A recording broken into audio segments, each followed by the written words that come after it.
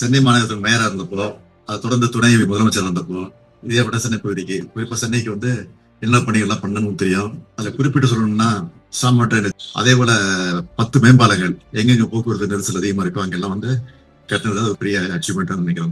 சென்னையை சிங்கார சென்னை ஆக்க வேண்டும் என்ற அடிப்படையில் தான் பல பணிகள் செஞ்சோம். இப்போ திராவிட முன்னேற்ற கழகம் ஆட்சி வந்த பிறகு சென்னை மாநகரத்துடைய பொறுப்பை ஏற்ற பிறகு பல்வேறு பணிகளை சென்னைக்கு செஞ்சிருக்கிறோம். அதுல குறிப்பா வட சென்னைக்கு வந்து சட்டமன்றத்தில் ஏற்கனவே 1000 கோடி ரூபாய் மதிப்பீட்டில் வட சென்னை வளர்ச்சி திட்டத்துக்காக ஒதுக்கி ஒரு அறிவிப்பு வெளியிட்டேன். 166 பணிகள் விரைவில் இந்த பணிகளும் முடிவடைய இருக்கு. ஆக இந்த ஓராண்டு காலத்திற்குள்ள எல்லா பணிகளையும் முடிக்க வேண்டும் என்று சொல்லி எல்லா துறைகளுக்கும் அறிவு பெற்றிருக்கிறேன். தொடர்ந்து நம்முடைய அறநிலைத்துறை அமைச்சர் சேகர்பாபு அவர்கள், அதே போல மேயர், இந்த வட்டாரத்தில் இருக்கக்கூடிய எம்எல்ஏக்கள், எம்பிக்கள் தொடர்ந்து ஆய்வு பணிகள் மேற்கொண்டு வேகப்படுத்திட்டு இருக்காங்க. நானும் இது 2வது முறையா ஏற்கனவே அடிக்கல் விழாவில் கலந்துக்கிட்டாலும் அந்த பணிகளை வந்து தொடர்ந்து ஆய்வு பண்ணிட்டு இருக்கிறேன். துணை முதலமைச்சரும் ஆய்வு பண்ண சொல்லி இருக்கிறேன். அதே மாதிரி அந்த சம்பந்தப்பட்ட துறையுடைய அமைச்சர்களையும் ஆய்வு பண்ண சொல்லி நான் குறிப்பிட்டிருக்கிறேன். அவங்களும் அந்த பணியை வேகப்படுத்தி இருக்கிறாங்க.